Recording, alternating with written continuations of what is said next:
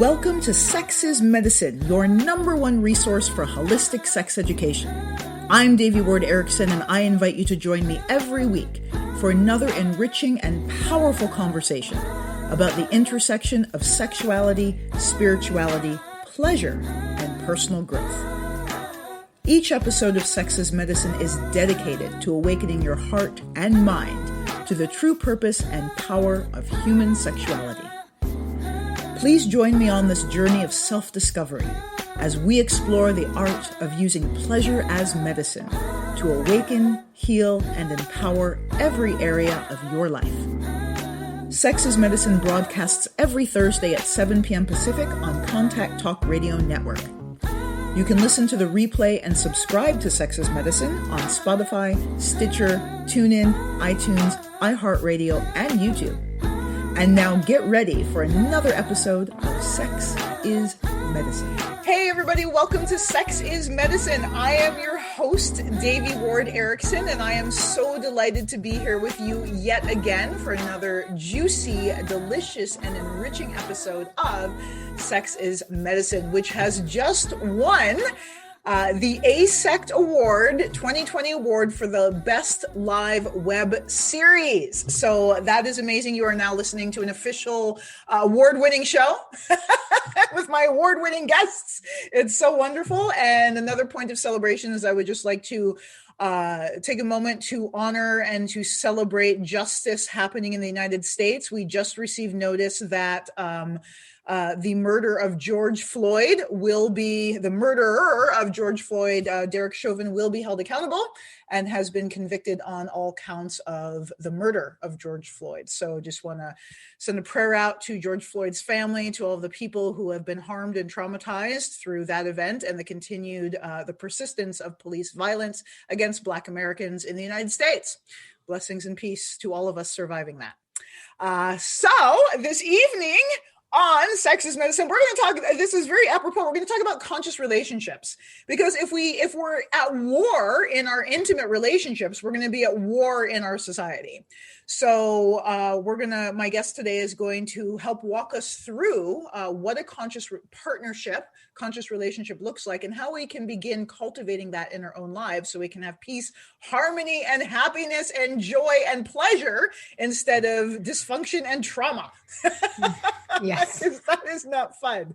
So my guest this evening is Lee Noto. Am I pronouncing that correct? That is perfect. Yay. And I'll just read a little bit about Lee. Lee is guides women on a journey to embodying their inner high priestess so that they can create a deep and intimate relationship with themselves, which is primary, and effortlessly create their dream partnership. Her mission is to help women feel empowered and free in their expression. And I'm going to stop there because I would rather hear it from your mouth than mine. All about you, Lee. So you started your career with a bachelor's in business or performing arts, or what? Which was it? Yeah. So I started with a bachelor's in entrepreneurship and Spanish. Then yes, specifically Spanish. One of the Romance languages. That's why. Yeah. And then I went on to get my master's in education. So I was running the corporate realms for a while and was a New York City slicker woman entrepreneur. And my career and my life just took a different turn after that. Wow. So New York, that's intense to hit the ground running in New York. It was really intense. It's fascinating because I've lived in many places around the US, and there is a palpable sexual energy in New York that I've never felt anywhere else. I describe New York as a woman. She's like a tough broad, and she will tell you what she thinks and she won't hold anything back. But if you take her up on it, she will give you incredible opportunity to know yourself, to know culture, to know the world. And there is just this aliveness there that is palpable, and sexual energy is all around. Yeah. Wow. So is that what attuned you or got you connected with wanting to be an intimacy and sexual expression coach for women and couples? So that's where I rediscovered this. I had a knowing from very early in my childhood without knowing what specifically it would look like or what this thing would be called. But I did reawaken to it while I was living in New York and found myself to be a part of a tantric apprenticeship. And so I served in New York as a tantric body worker for a number of years, and I just felt so at home in that community. Wow. Wow. So it was through the practice of sacred sexuality that you were able to kind of reignite and reclaim those passions. Yeah. Yeah. Yes, Yeah. absolutely. And so then what geared you towards the concept of creating conscious partnership? So I'll just say that for many of us who are in the field of sacred sexuality and healing and awakening, it's a result of our own journey of healing and awakening. We go through a transformation, kind of like the phoenix rising from the ashes, and then we're like, hey, let's share this with everybody. So for you, what awakened that desire to support other people in cultivating conscious partnerships? It was the deep desire within myself. There was something I always knew. I had envisioned what this kind of relationship could be like without ever having had one. Yeah. And it's that feeling you get when you're like, I know there's something more. I may not know anyone who's created it. I may not have ever created it for myself, but if I can conceive of it, then it must be possible. Correct. I must be able to, wield my pure power to create something like this. Mm-hmm. And so it was just following the next breadcrumb with no real idea of exactly where I'd end up. And as it turns out, I ended up creating conscious partnership myself, which was the whole intention. And I was just on the journey of, okay, what else within me wants to be discovered? What else within me wants to be known by myself, wants to be loved, wants to be acknowledged and witnessed? And as I went on that journey, I uncovered more and more and more of myself. And that unraveling and unfurling into myself was what allowed me to create what I have with somebody else now. Wow. Yeah, I love that. So in Tantra, we say, in Buddhist sexual Tantra, we say inside, outside, same. So I love that as we go through this internal transformation, our external reality mirrors that for us. Yes. Yes. So in your view, what is a conscious partnership? Because that's a term that kind of gets thrown around a lot. Yeah. And so what are some like definitive examples or signposts to look for in terms of conscious partnership? Right. Well, exactly what you just said hits it. Inside, outside, same. What our relationship is with ourselves is what we can create with another, with a beloved. And so the journey in this partnership, both prior to creating the partnership and now, and I see this across so many partnerships, is what's happening within is happening within the larger context of the relationship. And one of the biggest, I don't know if I'd say distinguishing factors, but one of the things that I see present in people that have created just stunning, remarkable relationships are that they have a really solid relationship with themselves. And they are willing to be relentless in taking a stand for themselves. Wow. Yeah, that's such an important piece right there. The relentlessness in taking a stand for ourselves. That's huge. Yeah. And the word that comes up for me so often is integrity. Yeah. What does radical personal integrity and responsibility mean when we show up for ourselves? Because truly there is no judge, right? We want to project judge onto other people, onto our parents, onto, members of the opposite sex, whatever.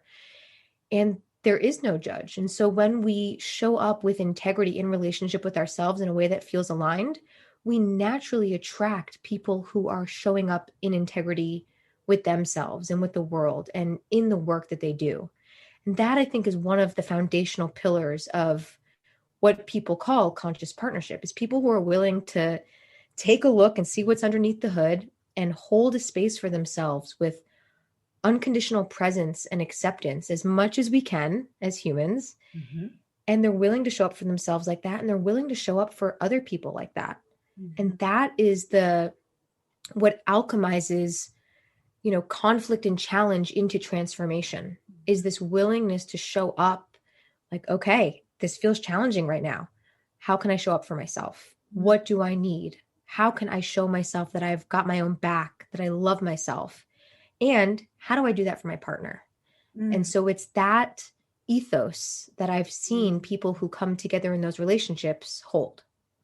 Yeah, and that right there is so deep, because that primary relationship that we have with ourselves is so, for so many people I see, and I know myself, but so many people just in the world looking at it, is so wounded, right? So much of the way that we are raised in the society thwarts, quite frankly, our ability to have and nurture that deep, sense of self-connection. And for those of us who are trauma survivors, that's very, one of the main ways trauma functions is to disconnect us from our own bodies, our intuitive wisdom, our intuitive awareness. So that piece right there, cultivating a rich and authentic and honest relationship with our own selves, and loving relationship, like that's it right there. And that's the struggle, though. That's the piece. How do we do that? It's the most important pillar, but how do we access that? How do we get there? How do we claim that space?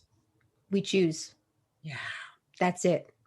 I tell you, I can't tell you how many times I have metaphorically beat my head against a wall because I just made it so hard for myself. I thought it has to be linear. It's time bound. It's a journey. It's progressive. I'm getting there. I'm working on it. I'm trying. I said it all. And I attracted the perfect partner into my life because he reminds me constantly. And sometimes it pisses me off because I want to make it hard. He's like, it doesn't have to be so hard. You just choose how you want to feel, choose how you want to show up, and keep your word. Just keep your word, honor your word, show up with integrity, choose to be done with the self-diminishing talk, choose to be done with the looking at your face in the mirror and picking at it and judging, or judging your stomach or your thighs. Just choose to be done and choose something that feels better. And it's so trivial, such a trivial idea. It's so simple, yet often we find that in the simplicity, there is profound truth.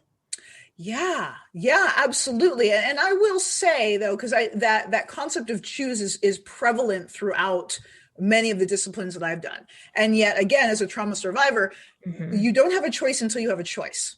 Yeah, so those discursive neural pathways that are literally entrenched in the brain matter, in the gray tissue of the brain, those require work to transform. And at a certain point, after all the meditation and masturbation and all that work, like now I have something arise. I'm like, oh, I don't want to think that crusty thought about myself. I'm just going to look out the window. Right. So now I actually have a choice, but until you have a choice, you don't have a choice. So, 20-year-old Devi, when she was entrenched in her trauma, someone say, oh, we'll just make a choice. I was like, fuck you. I don't have a choice. All I know is trauma.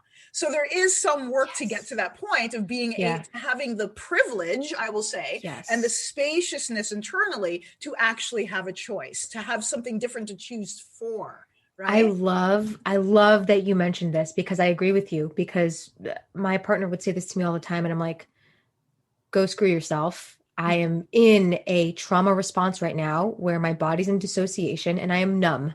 Yeah. That is not a cognitive function. Yeah. My body is releasing morphine because it thinks I'm going to die. Yeah. And I would right now. Yeah. So just so you know, and it would frustrate me to no end. And a part of the work that we do, which I think is extremely relevant to this conversation around liberation through and on the path of traumatic experiences, is for folks who have experienced those kinds of events and is living in the body, is finding a modality, finding practitioners, finding ways to support ourselves so that we can get into the body. Yes. The solution for that kind of healing is not a cognitive process. Exactly. It is not like, oh, I can just think my way out of this, right? Yeah. So yes, choose. And we are bodies. We are bodies who are holding on to experiences and who've not been taught how to complete traumatic responses through our nervous systems. So in order to do that kind of healing, we have to get into the nervous system, because that our nervous system is what's called primary consciousness. So we have secondary consciousness, which is our faculty, our new brain, our neocortex, reasoning, logic, all the stuff that gets us through our adulting lives. Primary consciousness is the nervous system. So finding a modality and support and practitioners who can really support you in getting into the nervous system so that the body can do what it's naturally meant to do when the mind stops throwing blocks up. Yes. The body will complete trauma responses. The body will shake. The body will scream. The body will release and emote if we allow it to do what it does. So that, I think, gives the fuller picture of, yes, choose and choose to be in your body so that you can continue to live your fullest life. I love that. Choose to be in and present with the body.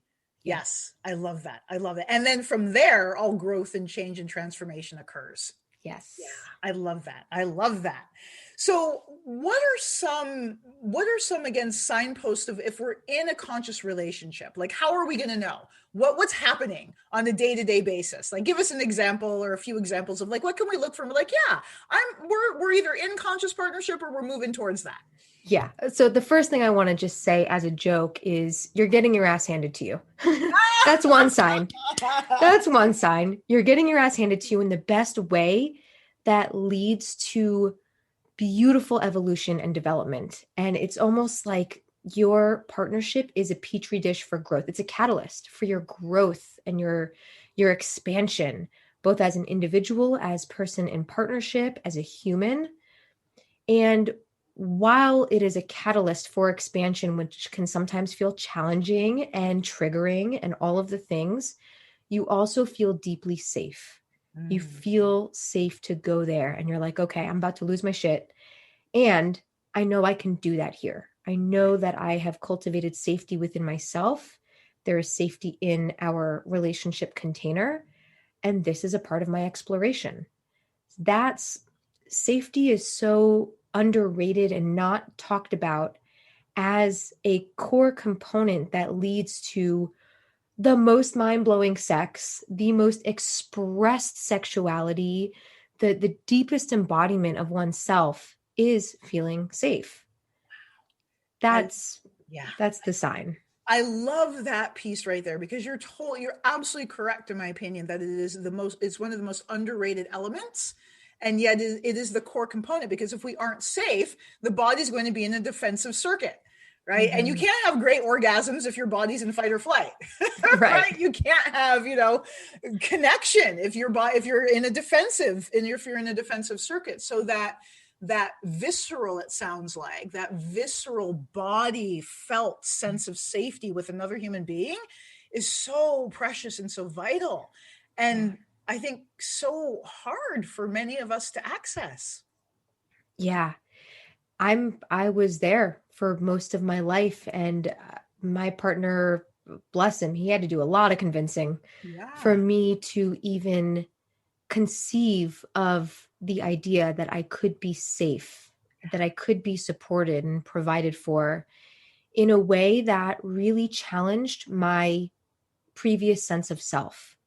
Because like so many others, I thought, and especially as someone who identifies as a woman, I got to take care of myself. I'm independent. I've got to do this. Nobody else has got my back. All of these conditioned beliefs. And here comes this amazing partner. And I'm like, who do you think you are? I don't need to be taken care of. I'm good. I was good before you. And there was just this idea of radically surrendering into the relationship container and into somebody else, and ultimately into myself, into the trust and safety within myself to really just let go and open up. It was very challenging. And I get why it can feel that way for people. So yeah, it can be. And what's on the other side is just utter beauty.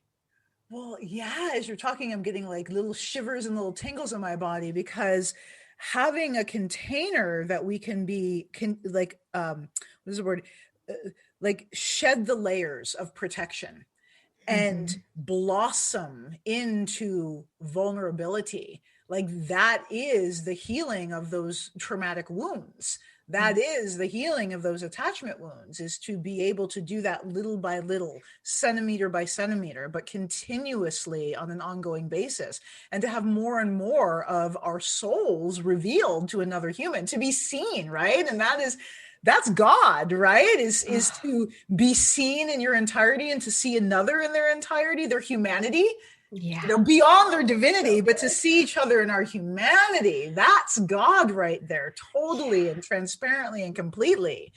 And that it's like the saying, like, the journey is the goal, or the path is the goal, right? So what you're describing of surrendering into this container and allowing yourself to be seen in every nuance and every striation and all its variations, that is both the goal and the path.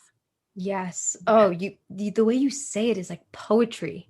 Yeah. It's like, oh my gosh, you're saying it. And I'm like, yes, that's what it is. If words could come close enough to describe the experience, which they totally don't, those were the words for it.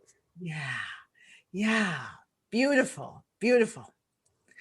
It's a big deal. So in this container of trust and transparency, and it sounds like also an agreement that a commitment to growth, a mutual commitment to growth. Because if one of us in the relationship is like, I want to grow and evolve, and the other person's like, yeah, I'm not interested in any self-awareness whatsoever, that's not going to be a good match. So having a good match, mutual shared worldview, mutual goals and desires, all of that.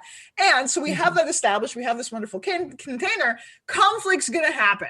Like that's just, again, our wounds are going to get triggered and rub against each other. Someone's going to misunderstand something and it's going to turn into an argument. And then 3 hours later, like, oh, but I used the wrong word. I didn't mean to use that word. It was the wrong word. Right. Yeah. So how do we navigate these areas of friction with grace to pass through them and get to the other side? The first one's a lot of compassion. We're not going to nail it every time. We're not going to show up with nonviolent communication every time and follow the format and, speak from the first person I. Sometimes finger pointing happens. Sometimes projection happens. Sometimes stonewalling and gaslighting happens. And, those things seem so much like territory that is shameful for us to navigate. And it's having compassion at a baseline for when things feel challenging for us and we choose something that doesn't feel aligned. We choose a behavior that doesn't feel aligned, or, we see our partner doing that. If we can operate with an undertone of compassion, even when we get pissed off, even when we project, if we can come back to that as home base, then there's a real good chance that we can say, okay, all right, what's happening here? Like, I know we really love each other. If that's the place I'm operating from at my core, then we can figure anything out. So now what? So that's sort of foundational key. And as we do that, being willing to create intimacy with ourselves. Something I tell clients all the time is, we talk about behaviors and tendencies that they're ashamed of, whether that's projecting anger or shutting down. And I say, can you take that part of you on a date? Like, can you get to know it and get intimate? Like the way you'd go on a date and you'd want to get to know the person, you'd ask questions, you'd see what lights them up. Like, take your shame out on a date, take your anger out on a date, and let that be a territory that you navigate with love and intention and care. And Trevor Hall, a singer, has this phrase for it called the fruitful darkness. And it's like the darkness that bears fruit for us. Can we show up to ourselves and our partners and navigate through those cavernesses with an appreciation for the fact that it is just a part of our human experience? And sometimes it feels edgy and prickly and nasty and just disgusting. And that's just another expression of something that we can feel or experience. Knowing great joy without knowing great grief isn't the same. Like, to know that joy and that orgasmic bliss, we also know pain and suffering. And so this is just another area to navigate if we just shifted our perspective a little from this being this thing you always do that you're never going to stop doing, that is a pain in my ass and it's because of who you are, to, okay, that's something that feels really prickly for you, and that we've identified that comes from this point in your childhood. And wow, it's so cool to have access to this information about ourselves. How else can we explore? How else can we show up with compassion?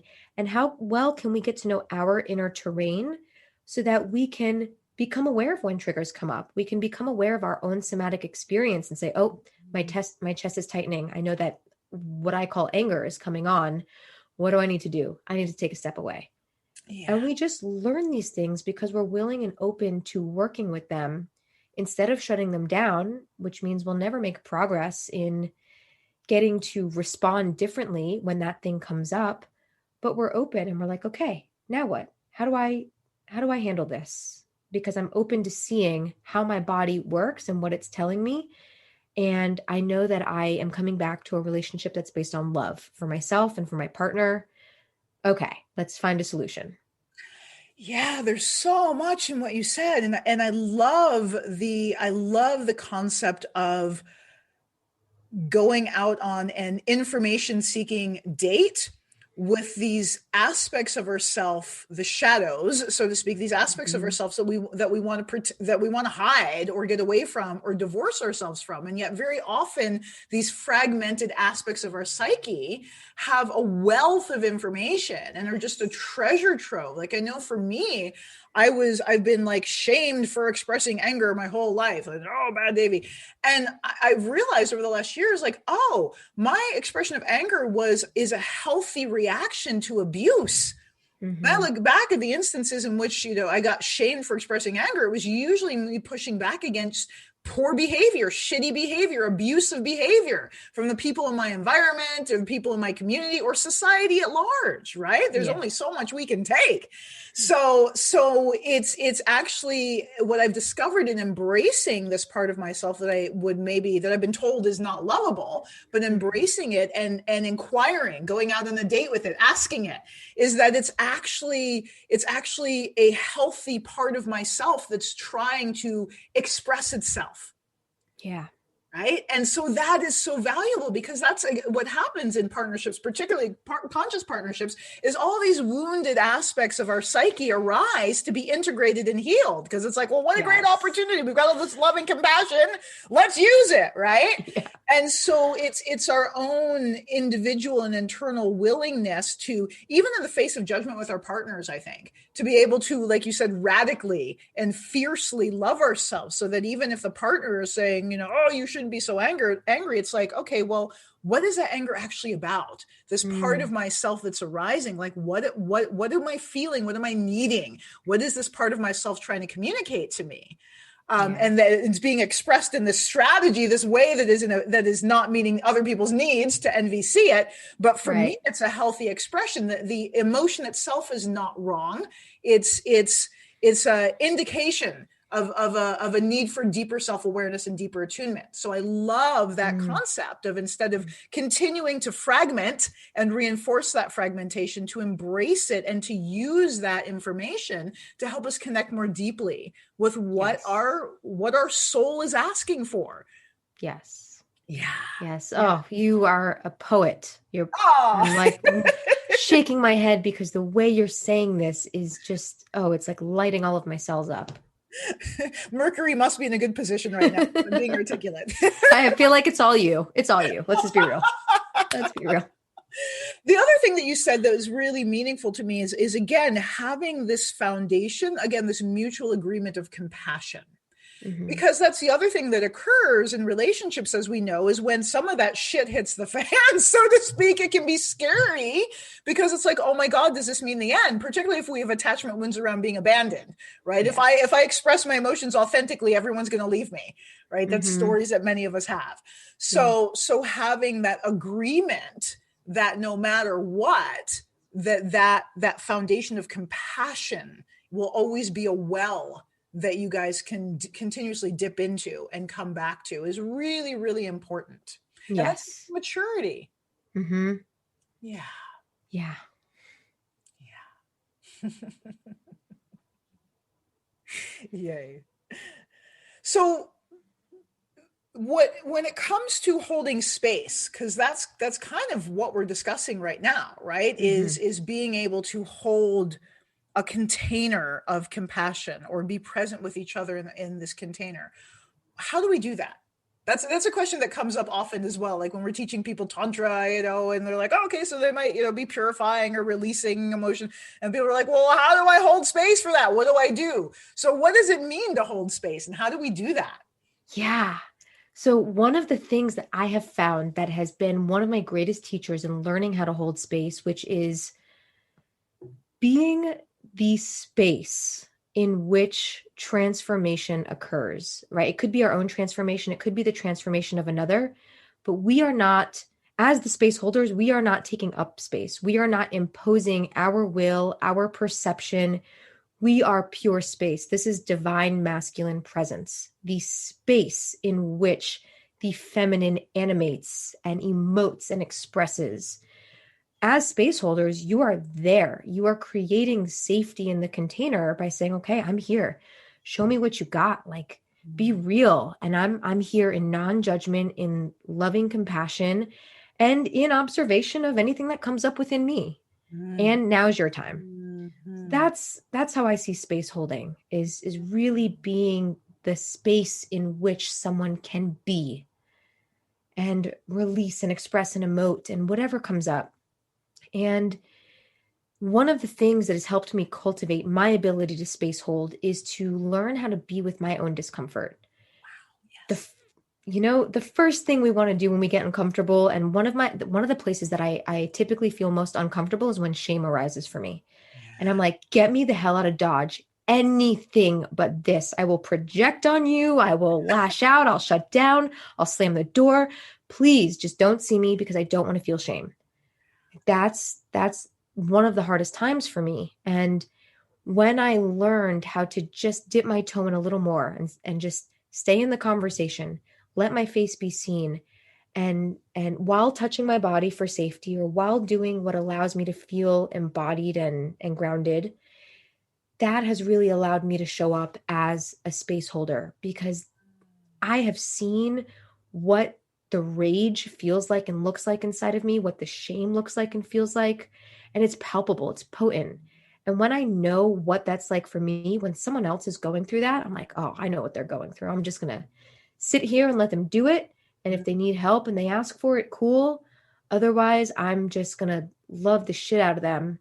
And because I know what it's like, and that because I know what it's like and I've allowed myself to go to those places, I have no desire to impose my will or my perception or anything that is quote unquote mine onto them. I just, you just let them do what they do. And that's what I think is really cool about space holding. Yeah. And I love what you pointed out here is that it's our ability to hold space with our own discomfort that allows us to be present with someone else's discomfort. Because that's the thing. If I'm uncomfortable with my own discomfort, then as soon as I start to see your discomfort arise, it's going to trigger my discomfort and be like, oh, what? We got to stop that. Here's a tissue, make it go away. Right. Yeah. But as solid and fluent we are, and being able to just hold space for our own discomfort, then we can extend that same space to others. And then the other thing that you said that really stuck out for me is that non-judgment. Yeah. That is sacred space, non-judgmental space. Because if I'm holding space, but I'm judging the fuck out of you, you're going to feel that. Yes, 100%. That's not really holding space. That's just like holding my tongue. Yeah, it's like, I want you to know I'm holding space for you right now. Exactly. And you're really fucking up right now. We're going to talk about this later. Yeah. And I'm judging the shit out of you. Yeah. Oh gosh. I've been there. I've definitely been there.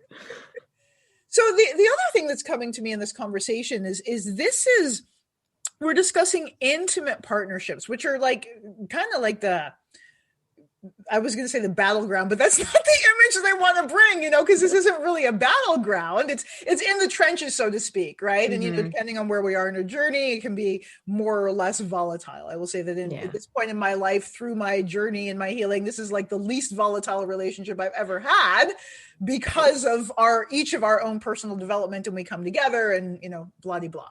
Yeah. And at the same time, it's still intense because we're in the trenches working through our stuff. That's why there's equanimity. That's why there's balance. There's why there's all of these wonderful things, is because we're doing our homework, but we're doing it together. Yes. Copying each other's notes, so to speak. And where I'm going with this is it seems to me that these same theories and concepts can be applied to our relationships outside of just the sexual romantic ones. So our friendships, our business partnerships, moving out slowly and gently, creating our mandala of community out to the infinite reaches. But it seems as though like that it will easily and effectively translate and begin to influence our other relationships that are not sexual. Is that what you found in terms of conscious partnership? Yes, absolutely. How we do one thing is how we do everything. And, when we do that with ourselves, we do it everywhere. It's something I learned along the way, and I share with others now, is like the one thing that we would ever need to, really focus on is that relationship with ourselves. When that is solid, when we cultivate that in this conscientious way, and we create conscious partnership within ourselves such that our inner masculine and feminine are so integrated, there's this inner oneness. How the heck could we not just be in the world as the person who creates that with our partners, with our parents, with our children, our siblings, our business partners, the passersby? It just is who we are, because that's who we are with ourselves. So yes, it absolutely, it seeps into every area of life. Yeah. And that to me is kind of the key to world peace, ultimately, right? So what we do here, as you say, the way we do one thing is how we do everything. But if we're talking about having a planet that we can actually live on together without murdering each other, and the planet itself, it's about the investment in our own right relationship with ourselves, and the investment in our own right relationship with our partners, and then our community, however large or small that is. And then it ripples out from there. But if we can't have healthy, open relationship in our most intimate partnerships, and ultimately with ourselves, then how could we ever expect to have that in the world at large? Right. And that's that we are at the precipice of all of that right now.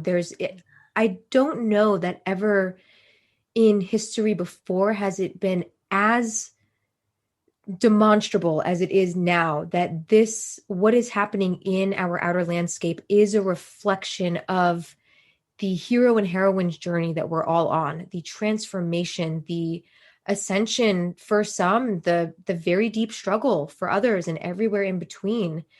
Like what's happening in the world right now is, I think there's not a word for it. Transformational, incredible. There's something that we are all collectively going through. We are all in this birthing process, and we're at different points in the conception and labor and birthing and all of it. And that is so evident in what's happening in the world around us. Yeah. And such a clear example, as we said, of inside, outside, same. Yeah. So one of the things that comes up in intimate partnerships that makes it hard to connect and have this shiny, happy people holding hands are projections. And I know for me, like, I'll see if I can, I'm sure there's so many examples, but we'll see if I can capture one of them. Oh, I'll say, okay, so for me, like audience land, you get to the inner workings of Devi and her relationship. So this is actually a celebration I'm going to share, because it was where I caught myself projecting. So there was like a dynamic that was occurring with my husband and I was judging him for it a bit. And then like we were taking it, but I wasn't verbalizing the judgment. I was just silently judging. And then we were like sitting in the bathtub, we were talking, and I had this epiphany. I was like, oh, this is something that I really don't like about myself. Mm-hmm. And so I see it in you, and it's like, I want to stamp it out. Yeah. Destroy it. Be gone, Satan. Yes. When actually it's this thing inside of myself that it's kind of like I'm also kind of trying to distract myself from. I'm trying to escape from it. It's easier to make it your fault than it is for me to be like, oh shit, that's my own funky junky thing going on. So is that how you view projections as well? It's like these janky things inside of us that we're trying to smear all over other people. Oh yeah. I mean, I've seen that. Oh gosh, I've seen so many of my own projections, and it's typically that, or it's something that we saw in one of our primary caretakers growing up that we vowed to never be like. So we're like just so the opposite. And when we see the stark, imagery in front of us, we're like, hell no. Yeah. Or it's something in us that we feel ashamed about, something that we don't feel completely integrated with, something that really triggers us and causes us to feel uncomfortable. The world of projection is so fascinating. The really cool, trippy, psychedelic thing about how all of this works is that we're just all operating in fractals. So it's when we see it in someone else, it's so fascinating that it reflects something back in us, whether it's that same quality or maybe the opposing quality, whatever it is. And there's such a gift in seeing it in someone else if we take it as a gift, because it can allow us to introspect back and say, I wonder what this is bringing up in me. What about this triggers me? And to have just that one extra step of exploration beyond the you, I can't believe you, opens a world to so much insight, so much inner wealth, so much, just such deeper understanding, compassion for ourselves and others. And my partner and I often have those conversations when something like that comes up for us. It's like, what is that bringing up in you that you saw that in this person? And we'll talk about that. And it's, how else would we have seen a part of ourselves? Because we're living in the first person. Certainly there are blind spots, but these sorts of projections and other people help us find the unconscious material within ourselves. So I'm going to throw a curveball at you here, though. So do it. Because this is all well and good. And there's another element of like certain personality disorders, like a cluster B personality disorder that takes advantage of that projection and that whole kind of psychology behind, if you see it in someone else, you see it in me. And sometimes what you're actually dealing with is a mental illness or a personality disorder. And it isn't like, what I'm sensing and seeing isn't really about something in me. It's actually like, you're just kind of fucked up. Yeah. Yeah. And that is absolutely a possibility too. And I've been on a journey like that myself, in having people like that in my life, and also showing up with my own dynamics, my own condition dynamics. And, I've also seen the people who end up in relationships like that, hopefully there is some sort of solution or resolution for them on the other side of it. And for the people I've spoken to who've been in relationship with someone who has narcissistic personality disorder, or, some other state of potential imbalance, when they come out on the other side, there's such a more profound understanding of self and such a deeper level of trust in self because of what they got to experience. And now that's not definitive for everyone, but for the folks I've spoken to, where eventually they realized, okay, this wasn't me. It just wasn't. There was something that I saw in all of the people, all of the friends and clients that have experienced stuff like that. That's like, and you know what? I know more of who I am now. I know more of me. I know where my trust is with myself, where my love is with myself. I know where my boundaries are. There's something that gets cultivated, that can be cultivated in the process. And sometimes it's not always what is that bringing up in me? Sometimes there is something about the other that is just there. Yeah. And regardless, it sounds like the gem of it is that whatever our experiences with self-reflection and attunement, self-attunement, we get the gem. We get the silver light. We get the healing. Right. Yeah, regardless of whether it was, yes, it's something inside of me that's being reflected, or no, it's actually, there's actually something funky going on there. And the reflection for me is to say no. Right. Yeah. Yes. Yes. And that was just the way that the lesson was brought. Yeah. Yeah. Mm-hmm. So we're getting close to the end of our wonderful conversation, sadly. And so what I would love to do is for our audience who are identifying and, maybe like struggling with some of these things or experiencing some of these things, how do we use our body?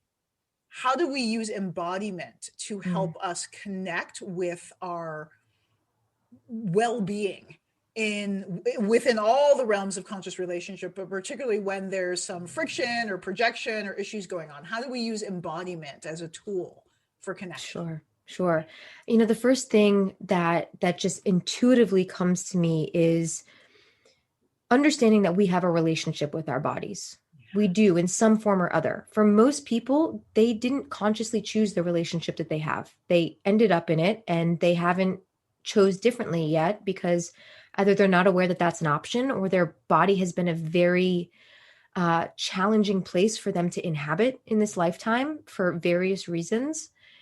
But understanding like we have a relationship, and as we step into recognizing that we can make small choices every day to choose how we show up in our bodies is really a foundational piece of starting to become embodied, right? It can be challenging to skip from, hey, I have experienced severe trauma to my body, to my human organism, to I love my body. I feel free and expressed and here I am world.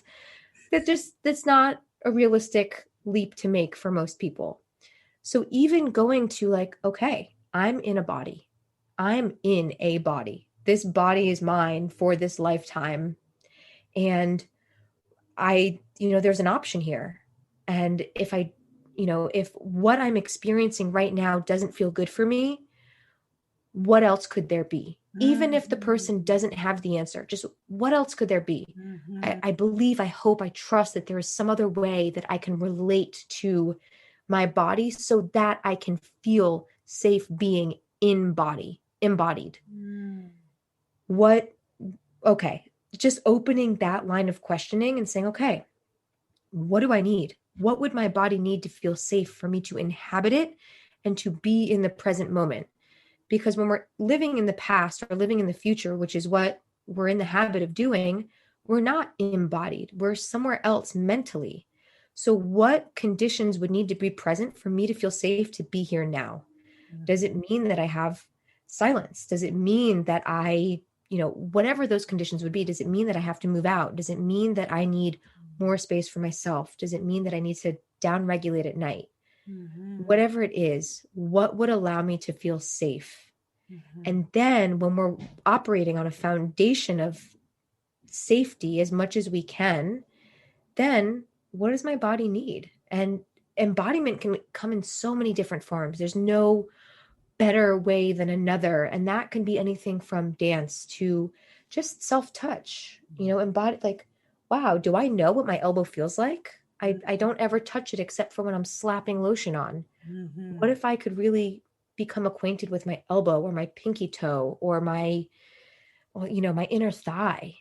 That's a form of embodiment. Or, just getting to be here in the present moment and relating to ourselves as a human being with a body can be profound embodiment. And of course, I know you've had, this is where your work is, and so many of the wonderful guests you've had on is, okay, now that we're here, like, what do we want to do with it? How do we want to experience it? How do we want to access pleasure and joy and emotion through the body?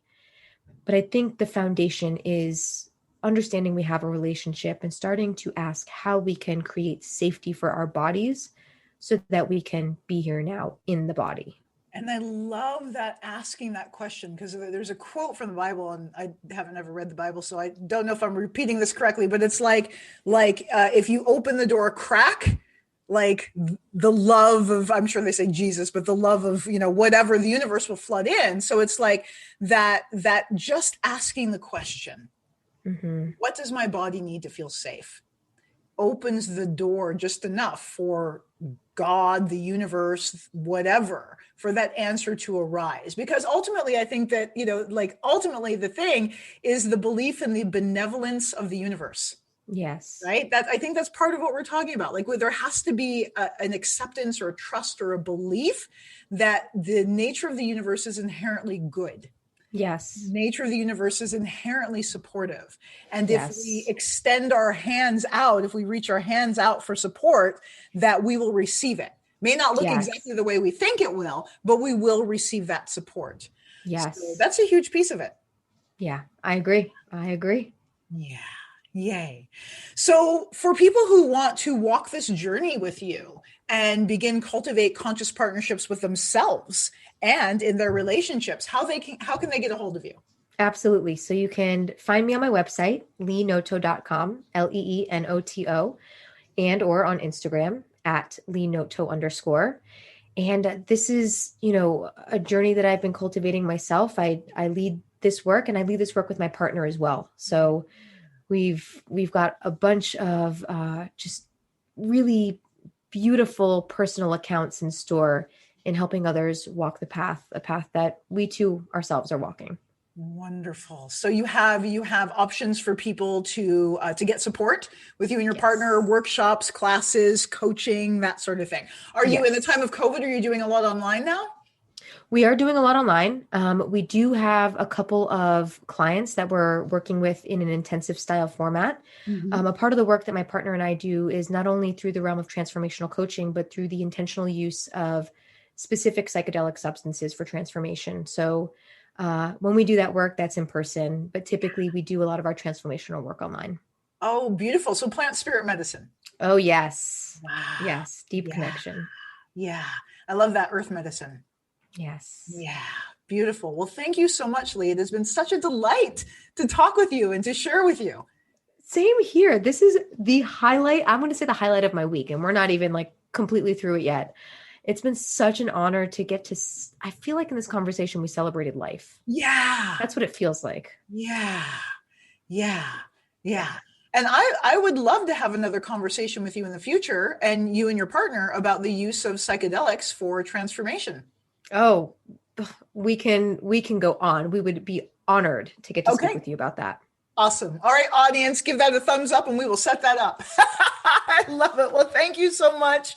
Thank you, Lee. Thank you, everyone listening. We so appreciate and value. Make sure that you subscribe to Sex is Medicine in YouTube, iTunes, Spotify, all the places. Celebrate the ASECT Award. You guys, it's really amazing. We never believed that was possible. And we dedicate all the merit from all of these shows and all of your joy and enrichment to the benefit and welfare of all sentient beings. Wishing you all happiness and joy. We'll see you next week. Blessings. You've been listening to Sex is Medicine with Devi Ward Erickson, your #1 resource for holistic sex education. You can listen to and subscribe to Sex is Medicine on Spotify, Stitcher, TuneIn, iTunes, iHeartRadio, and YouTube. Just search Sex is Medicine with Devi Ward. Stay connected with me and my guests on Instagram, Facebook, and Twitter at Authentic Tantra, and learn how you can use Tantra as medicine to heal, awaken, and empower every area of your life at AuthenticTantra.com. Make sure to tune in to Sex is Medicine every Thursday at 7 p.m. Pacific on Contact Talk Radio Network, and join our watch party every Thursday evening on Facebook at Authentic Tantra. We look forward to you joining us next week for another episode of Sex is Medicine with Devi Ward.